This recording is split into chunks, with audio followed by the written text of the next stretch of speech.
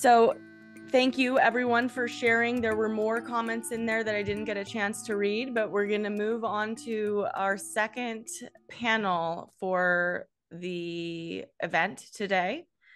And for that, I'm going to introduce to you Frank White. Frank White is the president, co-founder of the Human Space Program, and he is most well known for his seminal work, The Overview Effect, where he coined the term and the effect, the experience as a phenomenon.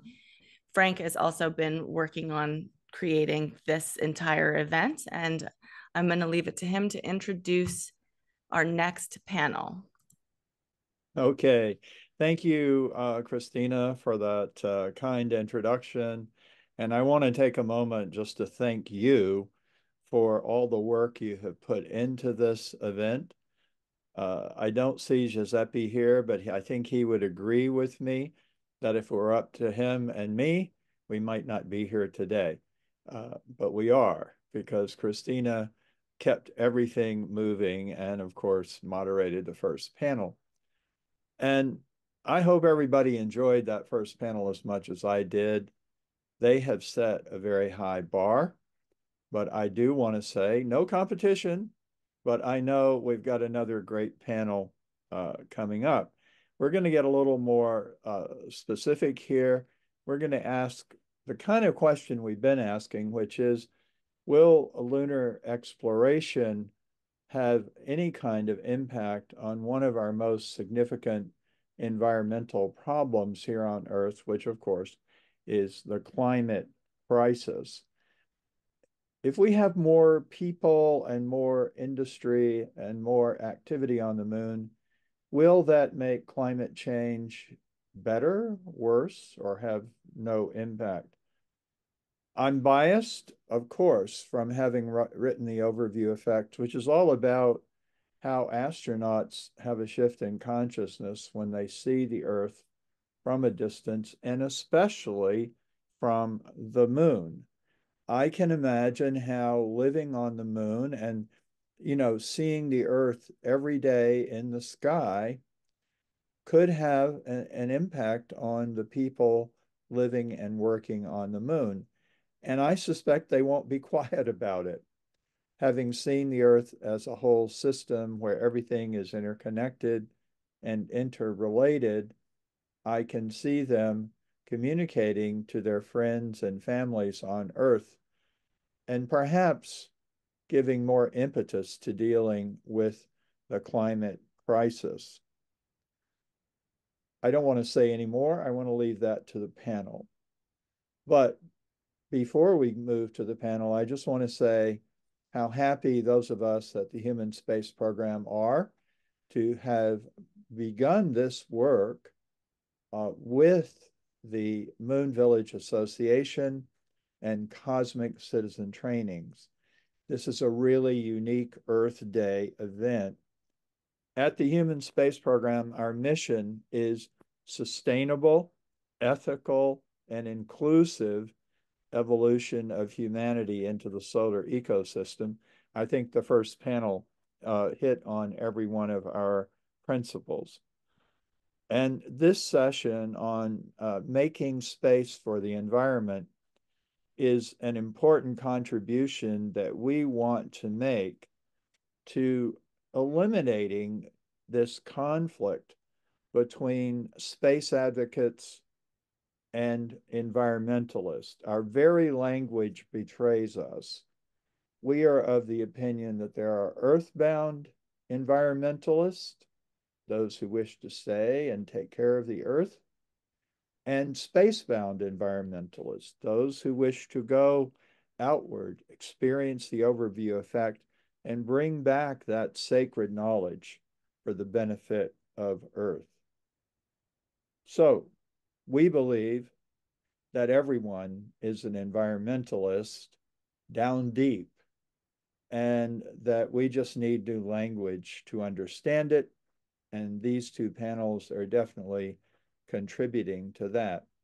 So without any further conversation about the topic on my part, I'd like to turn it back to Christina and let us begin the conversation with panel number 2.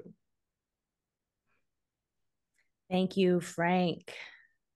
So in panel 1, we established that the moon is a part of the Earth's environment. And so as we welcome our panelists here for panel 2, the goal of this second panel is to explore like the realistic cultural and environmental elements at play within this discussion.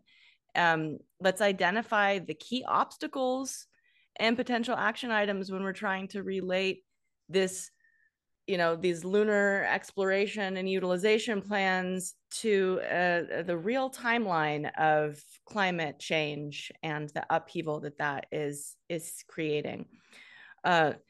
So just to orient real quick, I want us to be working with timelines that are, around the next 20 years, which is kind of as far as our space plans go, as far as being able to at all realistically create plans for missions and mission planning and trajectories. But also, climate change is something that's happening where every day in the news there are new reports, new scientific findings that are saying that things are happening a lot quicker than we thought that they were going to. And there are tipping points and thresholds that we are dangerously close to. Like just a single example is last summer having massive coral die-offs in a single day all around Florida, where you have entire ecosystems that died in a day because of the temperature reaching just a line that nothing can survive past. And that's something that then it's kind of irreversible. And these are the kinds of tipping points that we're going to be running up against while also moving towards exploring the moon.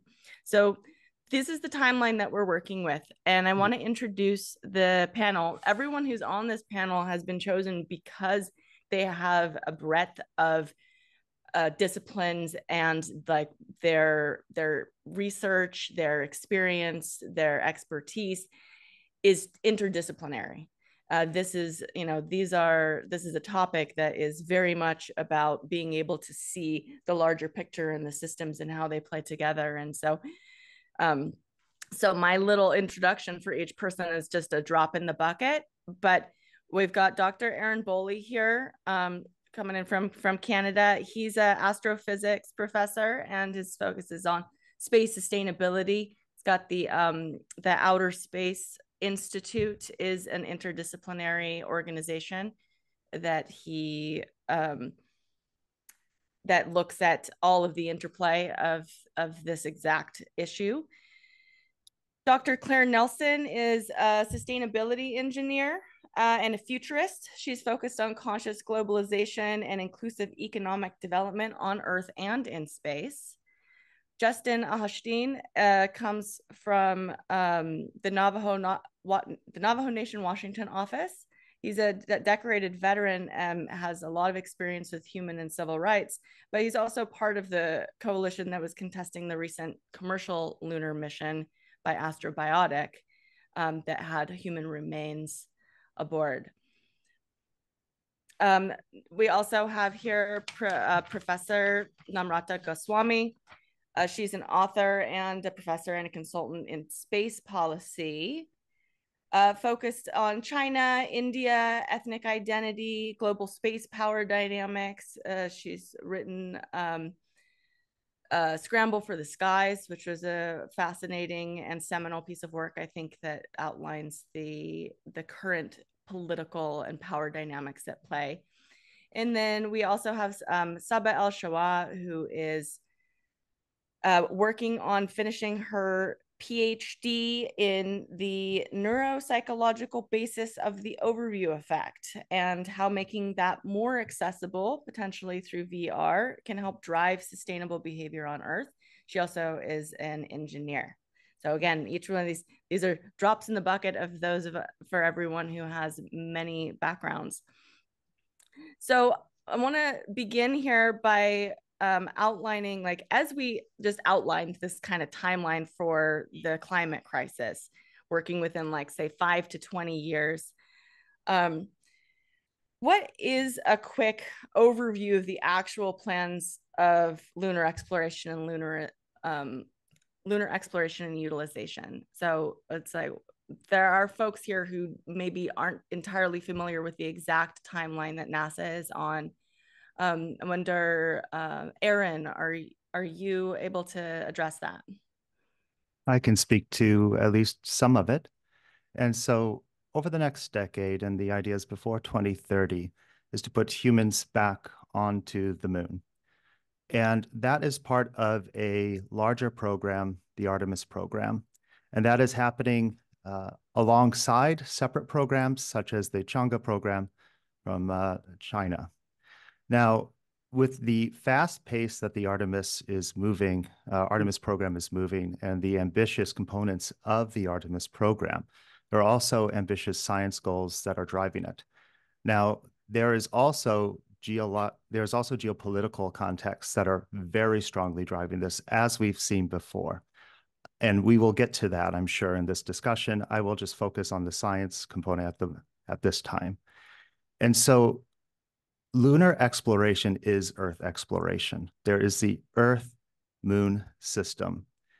And exploring the moon helps us understand the early history of the Earth and helps us to answer fundamental questions about this experiment that is going on Earth right now, which has led to this conversation.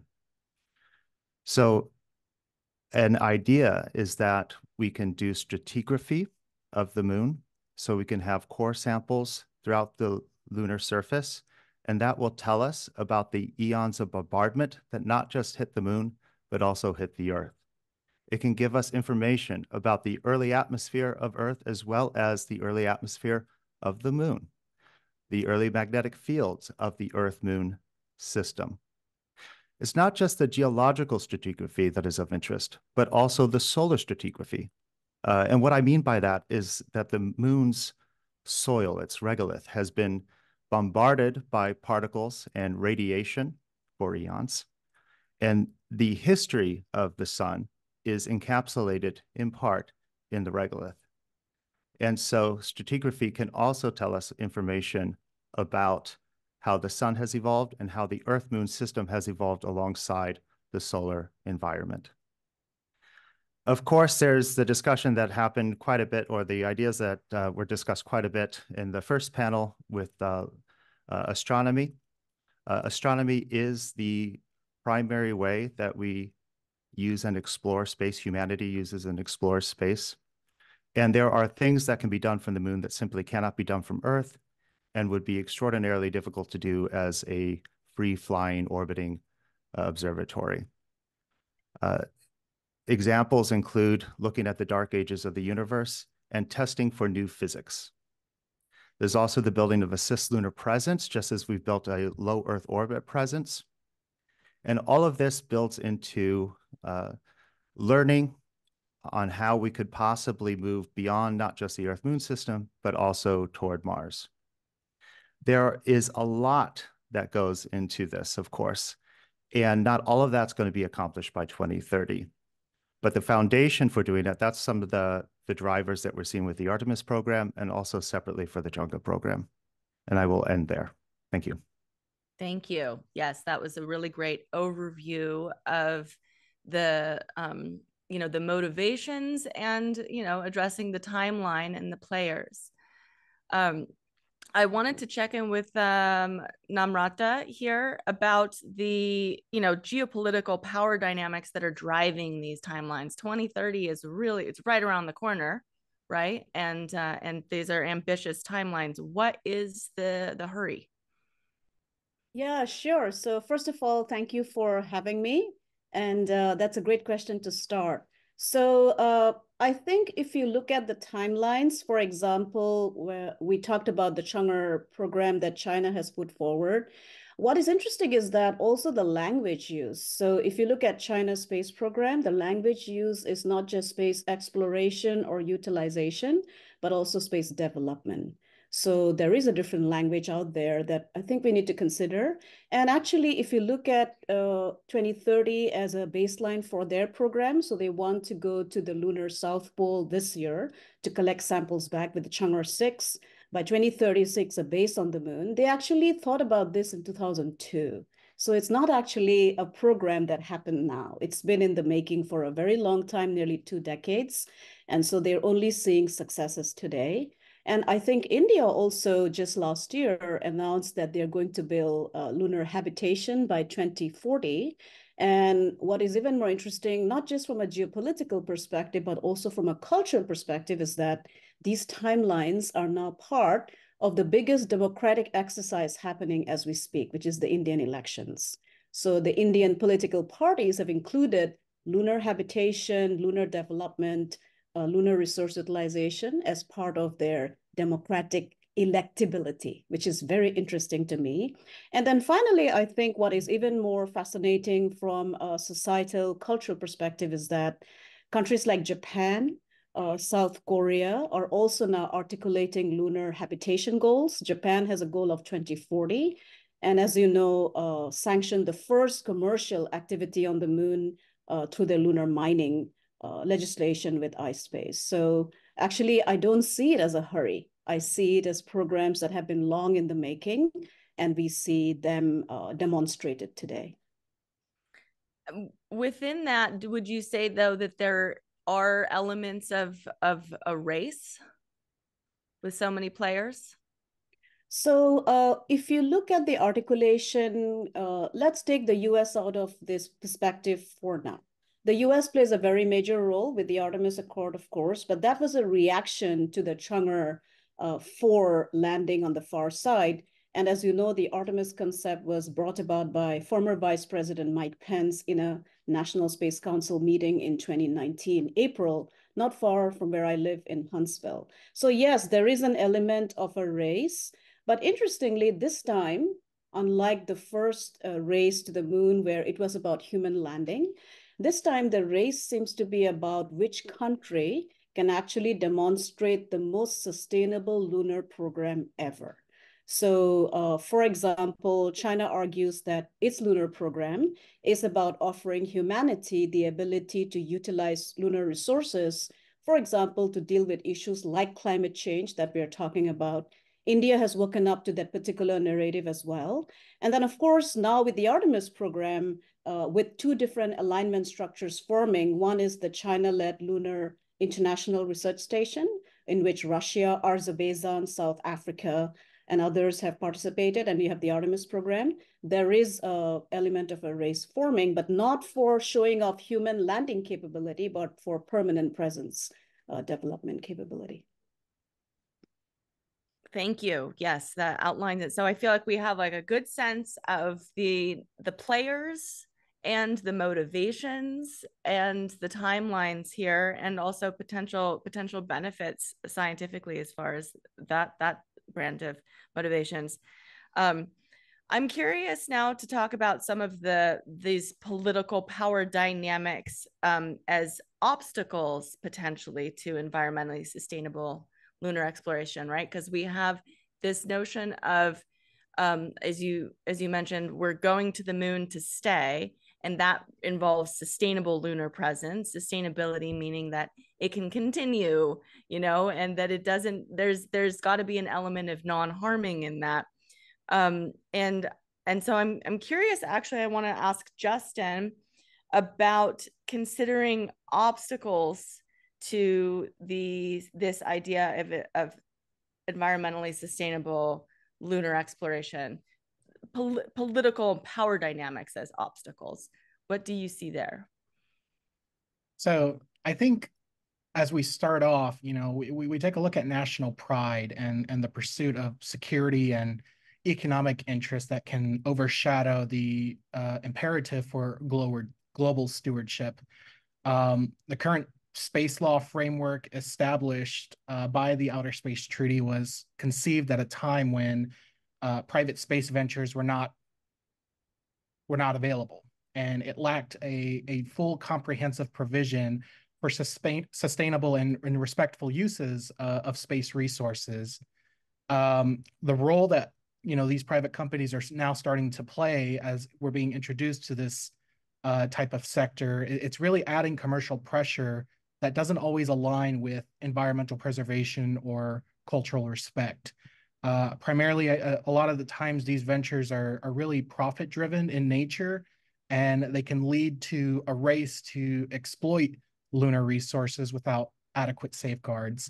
And we've kind of already seen that unfold. In January, when the Navajo Nation contested the Celestis launch with astrobotics that carried human remains to the moon, or attempted to carry human remains to the moon, it highlighted some of the challenges that we're going to be facing, and that's ensuring that voices from all stakeholders are taken into consideration as we develop the space policy framework. And that should include indigenous communities, especially, Navajo Nation being one of the largest Native American communities in the United States. The moon and other celestial bodies, they're not just potential for scientific or commercial resources, but they are sacred entities that are woven into the fabric of many cultures. The spiritual harm that could result from potential desecration can't be measured in the same terms as environmental damage, yet they're no less significant. And I think a lot of the times people forget that Native American tribes themselves are sovereign independent nations themselves. And that dates all the way back to when the Europeans first came to the United States. Europeans saw tribes as their own distinct forms of government, and that has been primarily carried on as we progress through United States domestic policy issues. But now we're seeing a push for a national framework through the United Declaration of Rights for Indigenous People, bringing Native people to the table for discussion as we start developing international framework and policy that may potentially affect them. And we do feel that those conversations should include tribal members as well. Yes, thank you. I want to ask this similar question to Dr. Claire. What do you see as potential political power dynamics that are obstacles that are standing in the way of this environmentally sustainable space? Thank you. I'm going to look at it from the point of view of the non-power space actors. And we're talking about, let's say, maybe 100 and something countries that are not in power, quote unquote. We don't have capacity to build a rocket, a shuttle. Some of us don't even have a space program. So the small island states, for example, are only 3 or 4 of those have actually space agencies or space observation agents happening. Africa, US is trying to say, gather the African nations to come on, quote unquote, their side in terms of the Artemis Accords. And I think that there is going to be a possible fracture between people who don't understand why should money be spent on space when we don't have housing, we don't have water, we don't have infrastructure. And so that political conversation, the tension of countries to first of all recognize that indeed, to come back to the 2030 goals, alongside this space goal is the SDGs, right? And we know that ITC and space data is critical for that. They have to make a much more strong argument why they need to, first of all, be educating your population to understand that they have to have even basic foundational capacity, which is what I'm trying to support with my work in trying to push for that education to be at the base, that the engineering schools, the law schools, the policy schools have that education, beginning to educate their citizens so that when governments go to a meeting to vote or to talk about what they want to see happen, they're not bombarded by Trojan horse gifts of satellite data or whatever it is, which is then hiding the real impact for the future. I'm very concerned about this issue. And that's why I kind of flung myself, feet first, hands, tooth, nails, everything into this conversation. Because I think that we, the people, the 55 of us on this call or 54 of us on this call, just being here, have put a ripple in the potential ocean of thought that could shape how this thing plays out. And so I want to separate geopolitics and what I'm calling people politics, which is transnational, transdisciplinary. And I do believe in this dispensation, we have the opportunity to perhaps shape the future we want with a less historic warlike perspective and return to the original idea that space should be the place where humans finally get to evolve emotionally and spiritually and find a way to dwell in peace. Thank you. Yes. Saba, you want to follow on that? Yeah, if I may add to that, and also the point of you know, how the Artemis Accords versus what China and Russia are doing with the ILRS are kind of putting countries, you know, like Jordan, for example, that don't have a space program yet, that they have to basically take sides or choose who they want to work with to go to space, when it really should be, you know, as Dr. Claire was saying, it is something that we're doing for humanity, but we're leaving the humanity part out, and framing it as the space race or, you know, these kind of colonialist ideologies that we need to get there first. We need to extract the most. I think that in itself doesn't resonate with a lot of people who haven't historically been involved in the space program, but want to be, because we know that there are potential benefits. It's just how we go about it that matters. Thank you. Yeah, it's interesting because, you know, Namrata, she explained that there is always in this space policy documents such a humanity affirming language and development language and sustainability language, but then kind of the politics underneath it and behind it can be a little different than the language that is involved. And so, you know, with that, I'm curious, like, what if we could talk about like the effects of the potential for going to the moon creating more problems on Earth. Like, let's be real about that. What would need to be changed about the current mode of operating to ensure that we're actually affecting the Earth positively, instead of harming it?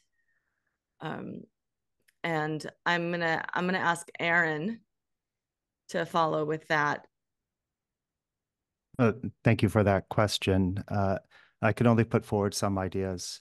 So we really do need to think about an Earth space system. I mentioned their Earth moon system earlier, but it's an Earth space system. I disagree with the notion that we can actually separate them. Even when we're talking about the moon, in order to get to the moon, you go through the Earth, and for decades that we can foresee. And so there are impacts that we will have going to the moon, and we have to be cognizant of those, and we have to try to understand them and not hide from them. And if we can manage that, then we could start thinking about how we can best go to the moon and utilize it in a way that benefits humanity. I want to give just a couple things to consider. And this is part of the Earth space system discussion. When we're talking about risks of utilizing space, we need to think about things such as casualty risks. Things get abandoned into orbit, they come back down and they crash into places. Now, most of the time it's going to hit an ocean. Most of the time it hits empty places, but we've just now had something go through a Floridian's house. We have things that are crashing into villages in Africa, in India, in the Philippines. And so this is happening now, and it's going to get worse. There is the deposition of material into the upper atmosphere. We are now exceeding the amount of material for certain metals going into the upper atmosphere than what occurs naturally from meteoroids. I really want that to sink in because we are changing the upper atmosphere. The launch emissions are of consequence. A lot of people focus on CO2, which is a good thing to think about, but that's not even close to the entire story. The soot deposition from rocket launches can be immense, and it's placed into the upper atmosphere. The impact of our space activity is approaching what happens with all of general aviation. And that's mainly from the soot deposition. For solid rocket boosters, those use alumina and alumina or aluminum, which becomes alumina, and alumina punches holes in the ozone. We know that from the shuttle launches, which have been directly measured, and the alumina, both from launches and reentries, can settle in the stratosphere and activate what is otherwise inactive chlorine and create a catalytic conversion to destroy ozone. We do not know the full extent of this, but we know the basic physics that goes into it, and we know we are changing the upper atmosphere. So when we start thinking about how much can we send to the moon, then we really need to be thinking about what we're doing to the Earth in order to do that. If you want to bring things back from the moon, then upon re-entry, the re-entry heat, even if you don't destroy things, it creates then chemistry and creates nitrous oxide radicals. That's without burning anything up, any ablation. So we have an impact no matter what we do. And we have to understand how these different levers are pushed and pulled. Because if you try to fix one thing, another thing also happens because it is a complicated system. One final point I will bring, we've already had, I'm an astronomer, I know a lot of astronomy references, so we've already had one astronomy measurement get completely thrown off where we thought we were looking at, I believe, a gamma ray burst from the early times in the universe, and it was an abandoned rocket body in cislunar space. Mm-hmm. And the point here is that we are filling up cislunar space. One of the greatest challenges humanity has is the conception that the environment is too big to matter. Mm-hmm. And we did that with the oceans. We did that with the atmosphere. We did that with low Earth orbit. We're going to do it with cislunar orbits. We're going to do it around the moon. And so one of the greatest challenges we have is recognizing that our actions do matter and that we will change the environment, even the cislunar environment. Okay, that's enough. Thank you. Thank you. It's sobering, I think, for folks who are in the space industry to hear it laid out so plainly, right? Just as it's like, this is it. These are the effects that we have to take into account. We can't just glaze over that and say, well, oh, okay, well, the benefits to humanity is outweighs it. Let's get scientific with it. Let's actually weigh that. How can we, what's our that now we understand some of the risks. We've outlined not only what we do know, but kind of where that butts up against what we don't know. Because this is in many ways new territory, what metals in the upper atmosphere are going to do. And so we just outlined kind of well, first of all, I want to check in with anybody else here on the panel before we move on. Is there anything that Erin left out that you would want to add on to for potential harm to the Earth or Earth-Moon system? I don't have anything to add. I just want to say that, I'm sorry, Dr. Namrata. I just want to say that I'm so happy he explained it in such clear crystal terms, because this actually can lead us to one of the justifications for why we need to be cautious, why we need to understand we know less than we think we know, and therefore to make the case that perhaps one way to solve our problem by making a justification link now is say, okay, this idea of having a Earth observatory on the moon might be an opportunity for us to justify going back to the moon. Because to the extent that things we can't change certain things, might as well use that potential for a common shared opportunity to look at everything through all the levels of the atmosphere. We can actually now, darn it, it may not work, but at least we have one potential argument for those of us who would like to see more coalescence, more harmony, more convergence between the powers that be. Mm-hmm. And, and if there's like I liked how Aaron emphasized the Earth space system because, you know, there is no clear definition between where the Earth ends and the atmosphere starts, or where the atmosphere ends and cislunar space starts, or where, you know, where the moon is not working within that. The boundaries are artificial, and so, but there are differences in these layers, right? And this is I think a lot of times the engineering and the planning, it doesn't really take that holistic nature of the system into account. So I wanted to check back in. We'll go around because everybody has something to say on this. Namrata. Can you hear me? Yes. Yeah, so I think one of the ways that I think is potentially harmful when we talk about even going back to the moon is the narrative that we have. So I think the policy narrative, also the fact that when we use, for example, we had this in the last panel, right? So there seems to be a lack of perception that other societies and nations might be conceptualizing this very differently. So for example, when say, I come from Northeast India, from the Assamese community, which is indigenous to that area, and the conversation about space and the moon is about how we are all related and it connected to who we are in terms of a deep identity and culture, and that going to the moon, utilizing the moon is for the benefit of a particular community, right? So that particular discourse is very vital. The second thing I think, which I learn in my engagements with my students in Africa, is that when we use terms like, for example, sustainable development of the moon, sometimes some of the students actually made me aware that words like sustainability, while being used a lot in the global north, can be viewed by those in the global south as a way to keep them behind, so that they are actually not developing themselves, and that they cannot develop a lunar program that they feel pride in, that they have ownership in. So I think sometimes, besides the technology and its connection to what we can do in terms of climate change, I think the narrative is something I'm learning can also create dissonance internationally. Great point. Yes. Saba. Yeah, 2 points actually. So the first related to what Aaron was talking about. When I was working at ESA at their Clean Space office, they basically do these life cycle assessments of space missions as a whole. And the idea is that just because something is reusable or uses green materials doesn't necessarily mean that it's better for the environment.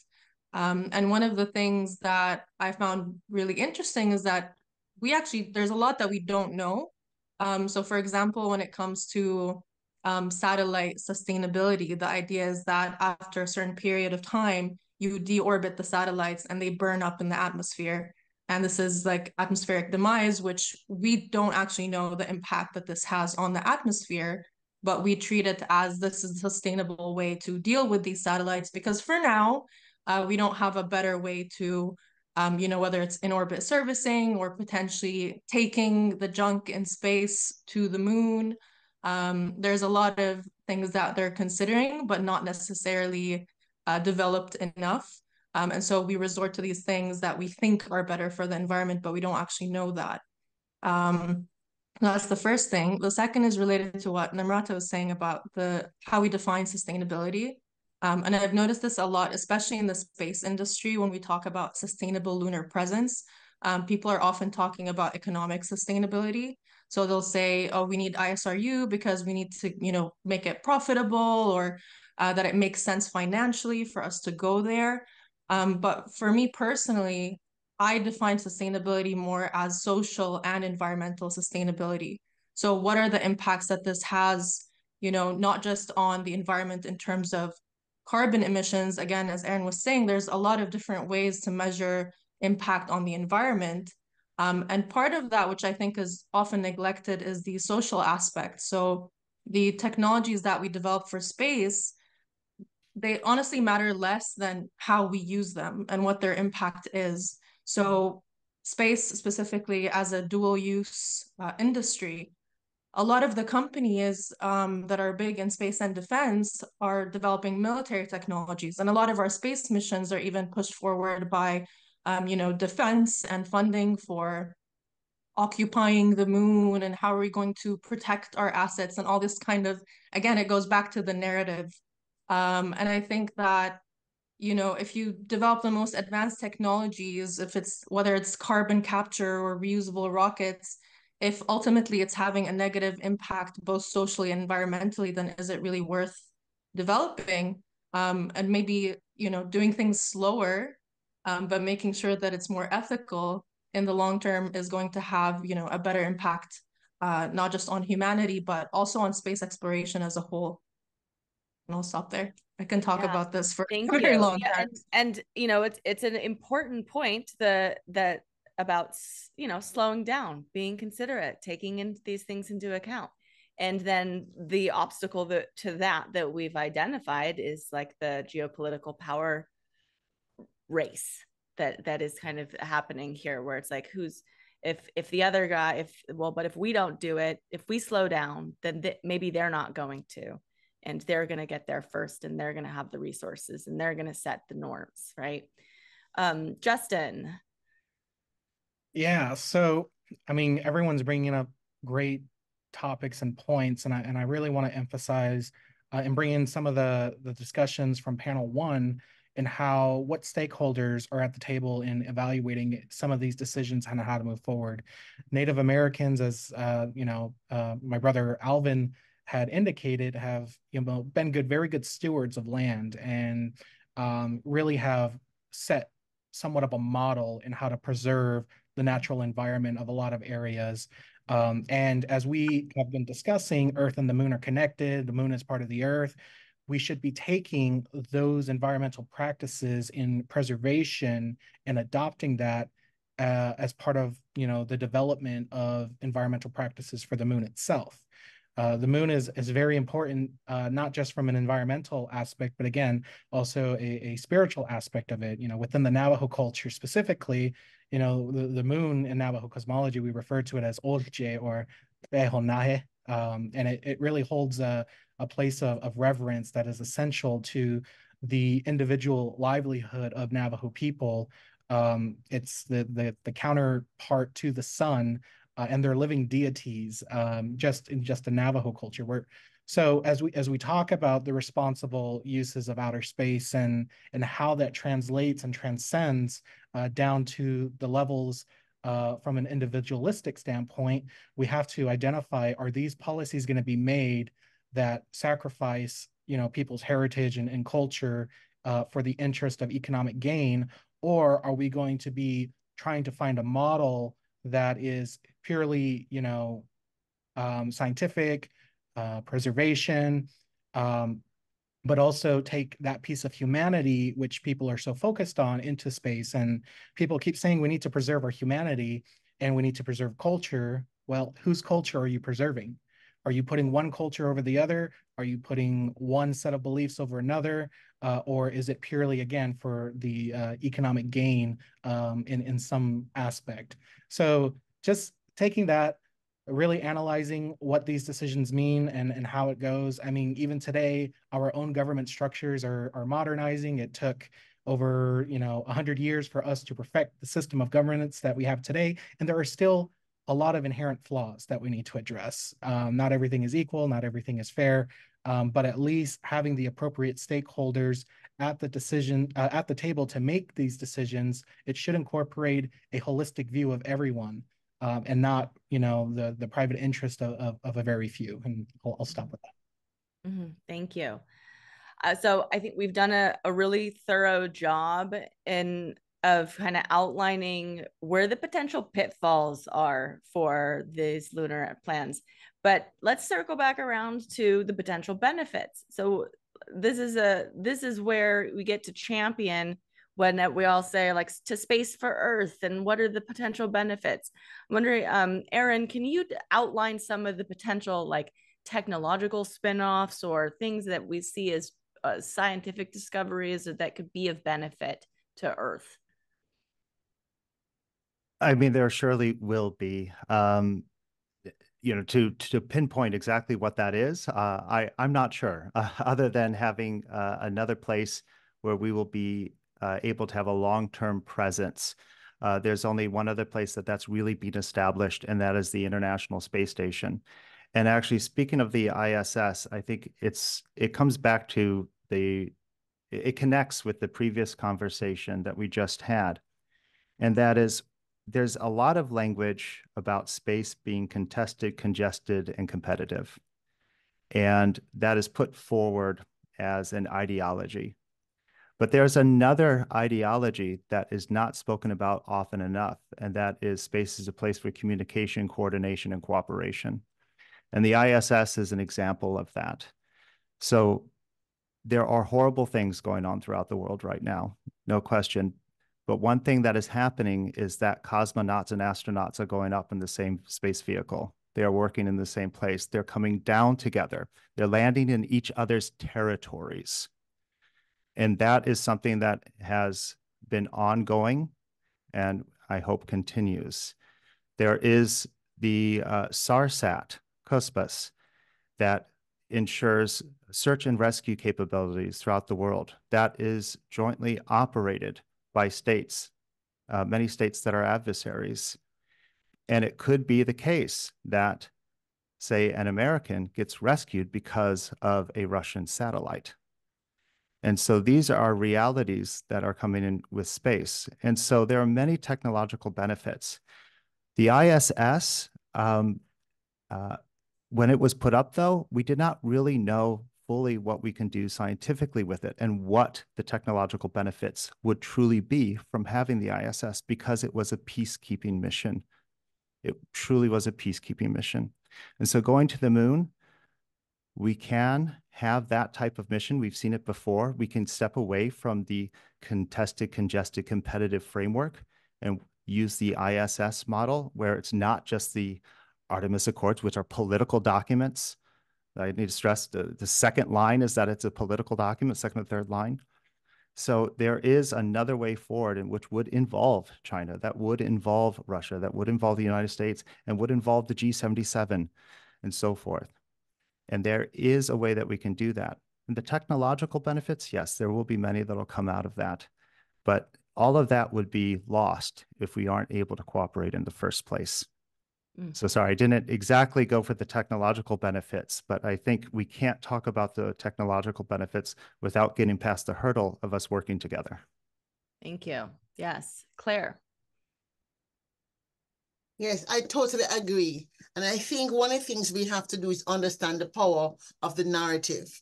So how do we, and somebody asked a question, how do we take that story of the ISS and those positive stories and lay them out as a future that we have accomplished? And so for me as a futurist, and the story that I tell, my moon running story that I perform, which I wrote before I even knew that was a Moon Village Association, which I find fascinating. I wrote it in 2016. I didn't know about Moon Village Association until like in 2020-something. And I think that having an organization like this, which is made up of people from all different perspectives, and having groups like this coalesce around this idea, okay, the countries are going to do this anyway, but the danger of it just being done from a nationalistic perspective is that it's very hard sometimes for the countries to put aside the political egos, the geopolitical egos and narratives. But if we have a strong and robust civil society-led engagement, such as Moon Village Association, will begin to actually simulate and build out. And this is why the analog movement is so important, and why this conversation is such an important punctuation mark in this march forward. We can actually tell a story of how it happened, right? Like my story is about how it happened. My story when I perform it is set in 2038. And I'm saying how it happened that we now have a lunar village on the moon that is run by the peoples. It's not that we stopped them from having the Chinese village and the ESA village and the American village. We couldn't stop that. But we decided that we were going to create something new because we had to go outside the existing system. And it might sound crazy, but I'm saying we have to at least give ourselves the mind space to say, we can co-create first in our imaginations, something that is transdisciplinary, transnational, trans everything, that allows us to demonstrate what can be, what is possible, building on the success stories of the past. And I think this conversation we're having and the people in this room are certainly part of making that happen. So I'm just sitting down here shivering with excitement, saying, "Oh yes, yes, yes, let's go, let's go, let's go." Thank you. Thank you, Claire. Namrata, you want to add on to that quickly? Yeah, so I think for me, when I look at the question you asked, which is that what benefits are there? For example, even with the programs of different nations going to the moon, I see three very critical benefits. One is that if you look at the articulation coming from Asian nations and African nations, going to the moon and developing space technology is also about building, for example, one of the biggest example Wang Shishi gives, who is the father of China's lunar program, is that when China builds and understands the capability to develop large sustainable structures in another celestial body, it means that it can also develop concepts like space-based solar power. Now, why is that vital to our conversation today? So the former head of India, President Abdul Kalam, pointed out that by 2050, we will be about 9 billion people. And not everybody of us have developed rural lifestyles, but we will one day. And that means we will basically be engaging in activity if it involves fossil fuel that will even add more to climate change. So in terms of space-based solar power, the building of an Earth-Moon system that includes space-based solar power is a technology that can give you renewable energy access for 24 hours and bring down the cost of it if you're able to sustain that. The second vital economic benefit, and I'll use the word economic because that's something that is a great conversation around the world. So today when we talk about concepts like the overview effect, there's very few of us who have actually been able to have that experience. Not all of us, billions of us are actually do not have that democratic access. So one thing that lunar development and capability building has done in the global south and developing nation is that they have taken inspiration from companies like SpaceX that have brought down the cost of launch to now build and support building of sustainable structures like a lunar habitation to enable billions of us to actually experience space and have that particular capability. But the most important thing is to bring down the cost of launch. And then finally, I think in terms of lunar habitation itself, if you can access helium-3, besides quantum computing, one day we might have nuclear fusion, right? And that's something that nations are looking to in terms of just the tangible benefits of lunar exploitation and development. And that's a very important part of the conversation. And it's percolating around the world. People are excited about lunar development. Billions of people are supporting it. And so that's a very critical, I think, a very important contribution to the conversation we are having. Thank you. I want to hone in a little bit. You mentioned the overview effect, and Saba, if you could address a couple of things. One is like we're talking about going to the moon and the effect of like the moon maybe being different from the orbital overview effect. One is that an element, the dark side of the moon being having a different perspective altogether, because we're talking about the importance of narratives and perspectives. So there are human beings that will go up there, and then these will be broadly like shared with the world. Can we like predict that like this potential psychological impact could increase the willingness for people to act on and have climate action? Yeah, so I think that's a really important point. I think again it goes back to this idea of, you know, the science and the technology and whatever it is that we're getting from space isn't inherently valuable. What really matters is what you do with it. And I think especially with the overview effect, you know, like Namrata mentioned, now there's all these space tourism companies that are pushing for more accessibility to space.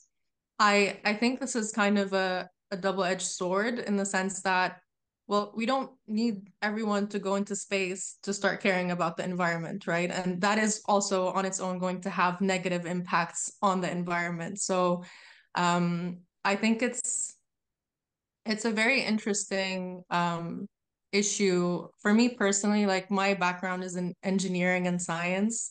But for my PhD, I decided to focus on, what we do with this knowledge and how can we make the overview effect more accessible.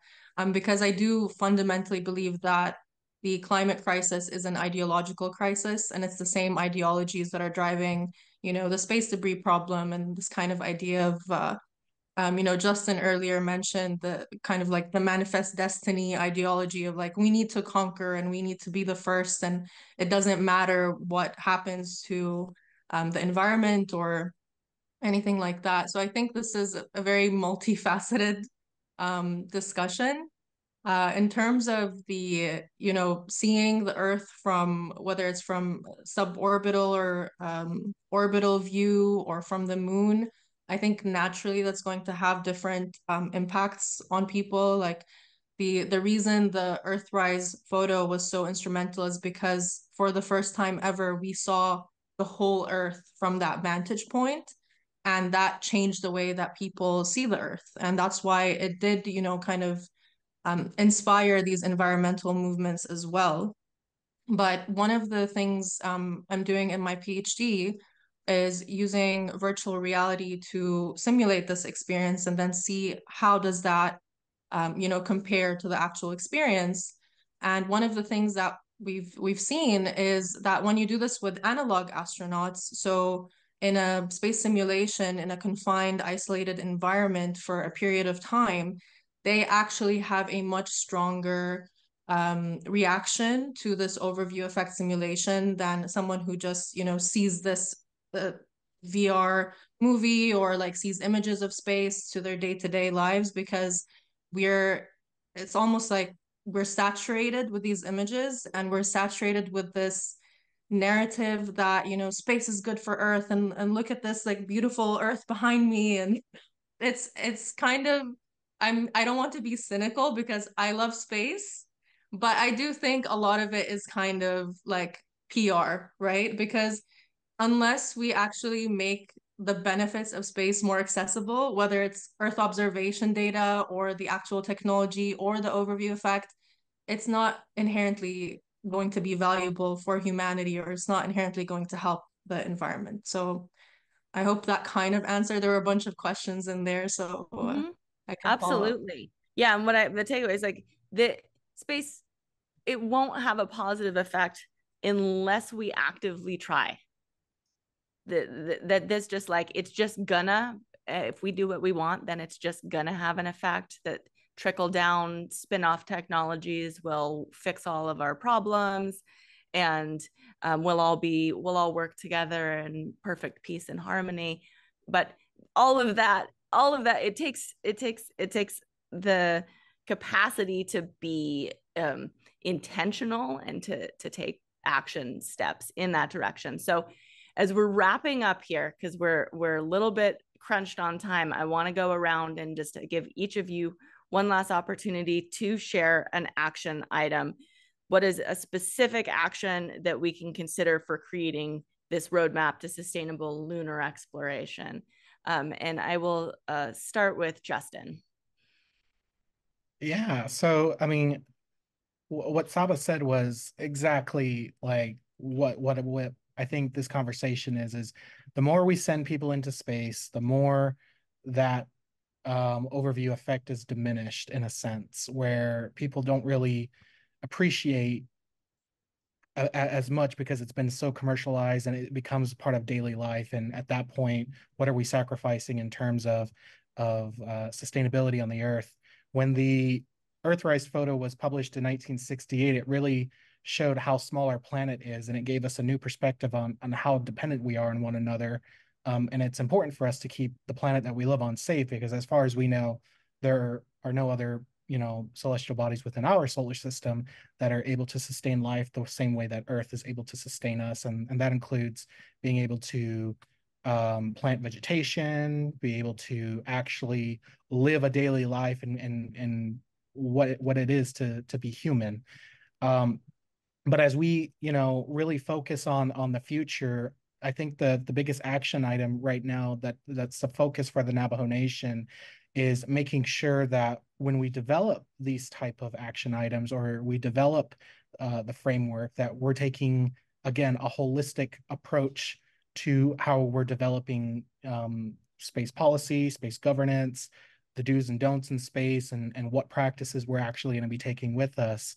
And really, I think that is something that a way to do that is developing some sort of framework that includes the rights for Indigenous people, and maybe that's working with the United Nations Permanent Forum on Indigenous People, as well as the UN Peaceful Uses of Outer Space, but also working to include educational initiatives that raise public consciousness about the significance of respectful and sustainable space explorations, and really calling for cooperation in developing dual purpose technologies that can propel us towards these lunar aspirations, because we know it's going to happen despite any objections that, you know, people here on Earth may have.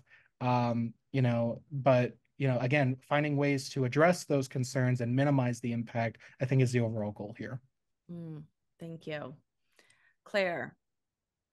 All right, thank you. Okay, so a couple of things. First of all, on the domestic front, this is a fantastic start. We're coming up soon on the Analog Astronaut Conference. Perhaps some of us who are going to be there can have a sidebar and have a table where we kind of push out what we can do.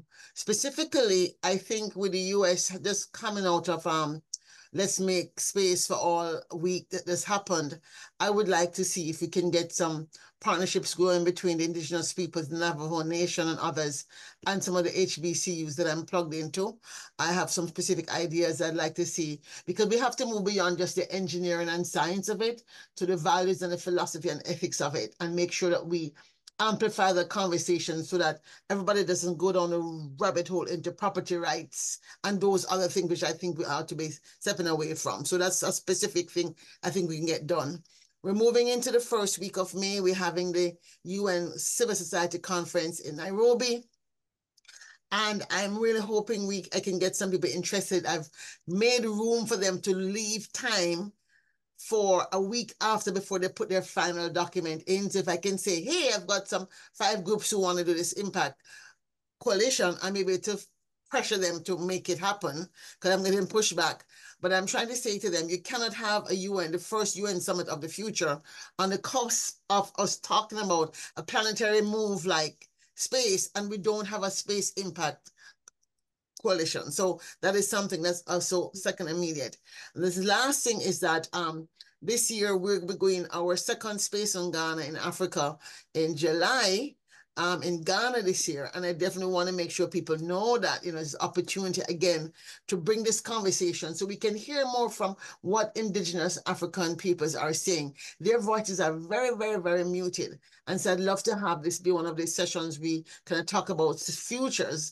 Not just talk about what's happening right now, but because these decisions are being shaped now, the agreements are being shaped now, we have to prepare the policymakers, the foreign policy people, with some content. So to the extent we can have some documentation coming out of this, even if it's not on the table officially, we can sneak it in through having a space impact coalition. Lastly, I would like to see the Moon Village Association be much more visible in the United States of America. Most times I talk about it, nobody knows about it. So people think like, what is she talking about? She's probably gone off on one of her fantasy flights to the moon. So how can we expand that? So thank you so much for the opportunity to share. Thank you. Those are very concrete action items that many of us could actually participate in over the next year. Aaron. Yes, thank you. I want to take this time just to emphasize that we have, again, an Earth space system, and that I am very excited about the many possibilities that will come with the continued exploration and use of outer space, because it has transformed society already, and it will continue to do so. But the future is not a given, that we're going to have to work to ensure that our continued use is indeed peaceful and that we are not destroying the Earth space environment. We have to understand that there are loads that the Earth space environment can take, and we can easily exceed those loads. And so the promise of prosperity in space cannot be used to justify just reckless races into space. And that is the primary point that I really want to emphasize. We are changing the night sky, and that is a very visual representation of these actions. And there are many more consequences to think of. Again, I'm very excited about the possibilities, but we have to be mindful that we do change the environment. I want to thank also this amazing panel for all of your thoughts and your words throughout this. It's been absolutely a privilege to be part of this. Thank you. Saba, final point of action items for sustainability. Yeah, so I think one really important action item, which I think is not discussed often enough, we need to decouple space from military activities. And I say this because the space industry is the space and defense industry. Everything that we're trying to do and pushing for sustainability is actually negatively impacted by military activities and warfare. And because space is inherently dual use, which means that the technologies we develop to go to the moon are the same technologies that are being used in warfare on Earth, in the ongoing genocide in Gaza. These are things that we cannot separate from our day-to-day lives, from the work that we do as scientists and engineers and other, because the space industry is extremely interdisciplinary.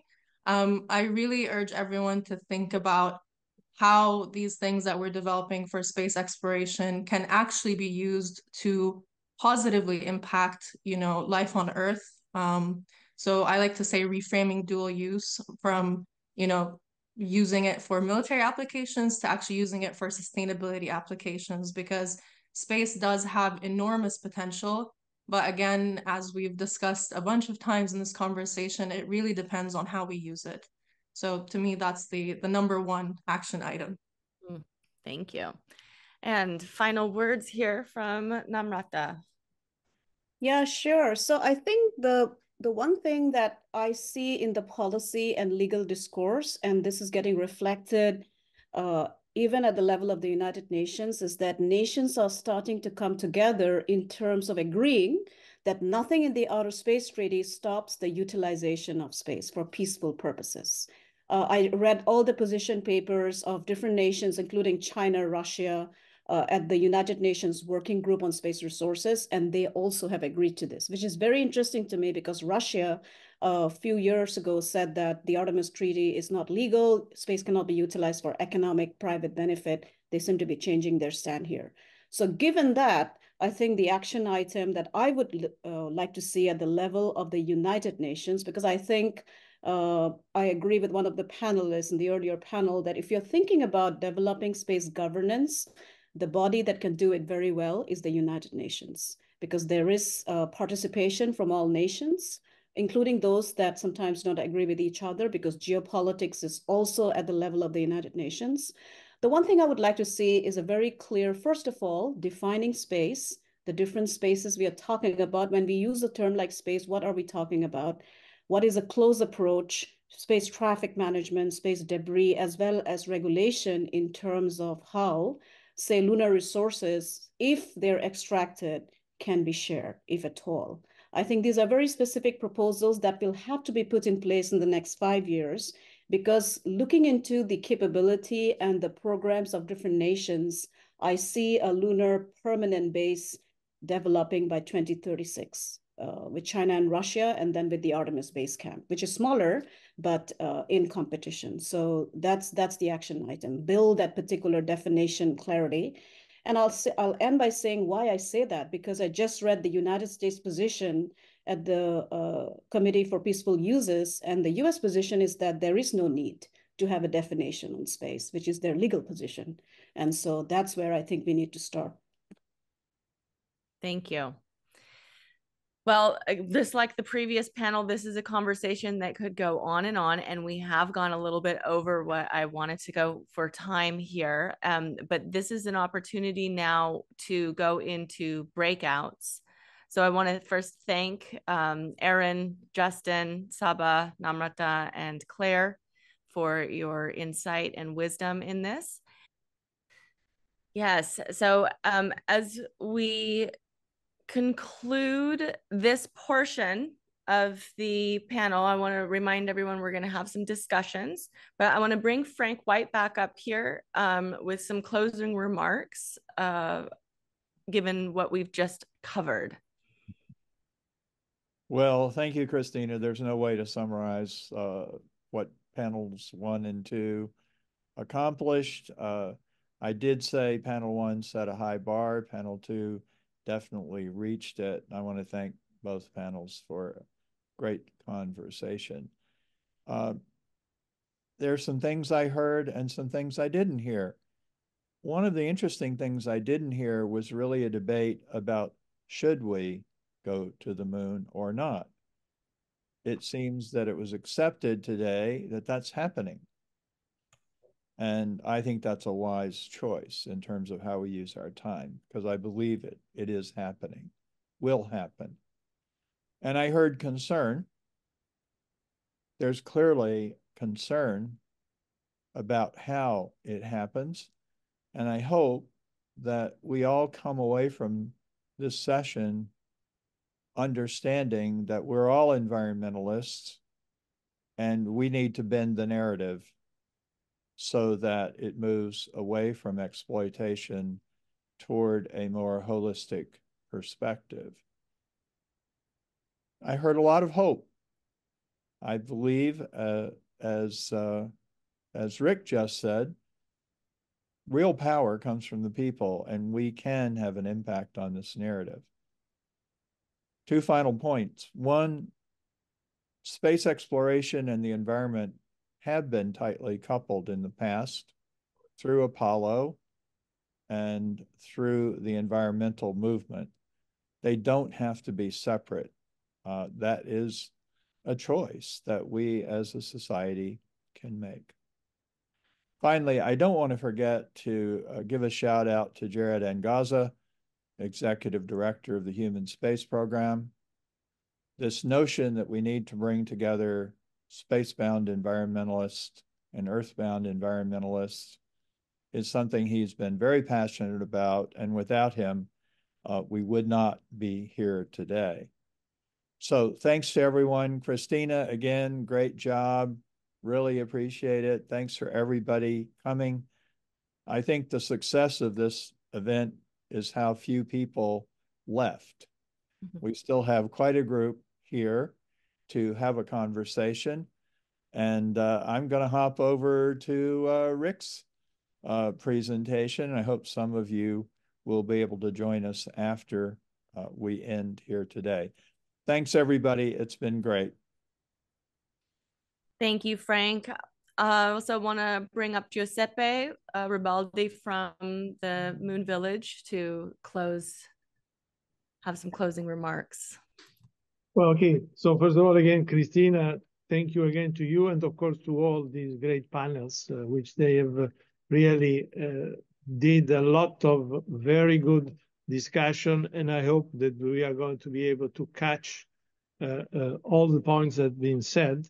I think this is really very first kind of discussion of articulated way for all the different points. The issue of climate change and basically the lunar exploration we have discussed, but maybe in the next opportunity we should be able to discuss more. We are at the beginning of basically this discussion, and indeed as a Moon Village Association, as an organization which has been mentioned several times, of course we try to bring the, let's say, the moon point of view, but of course it has been a clear desire from our side to bring again Earth and Moon together, because it is not considered in everyday discussion also at the policy level. And so therefore I'd like to bring now concrete actions also from my side, as our organization has always been made. So as you know, we are permanent observer of the United Nations. And so first of all, we are going to bring a summary of this activity to the next meeting of the plenary of COPOS, which is taking place, as you may know, in June. So I will invite you, if you have further consideration, to send this to Christina, because we would like them to compile a good report that we will be able to distribute to all 105 delegations which are attending the COPOS meeting.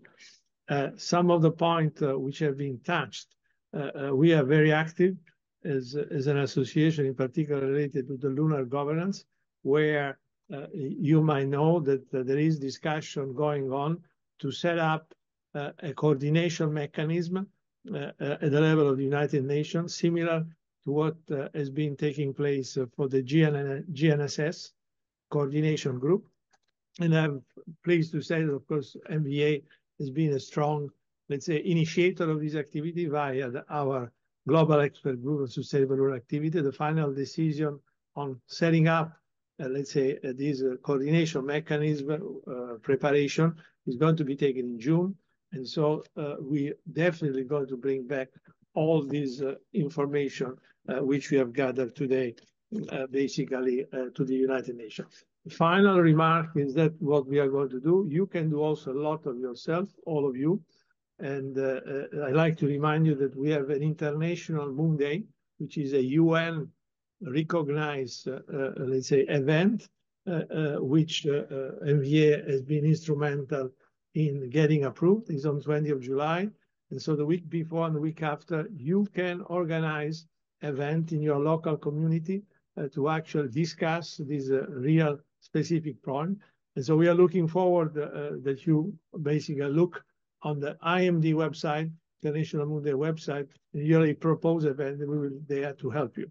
But there again, to conclude, thank you so much. This was indeed a groundbreaking event, and we really hope to move forward as of today. Thank you, Christina, and to all the participants.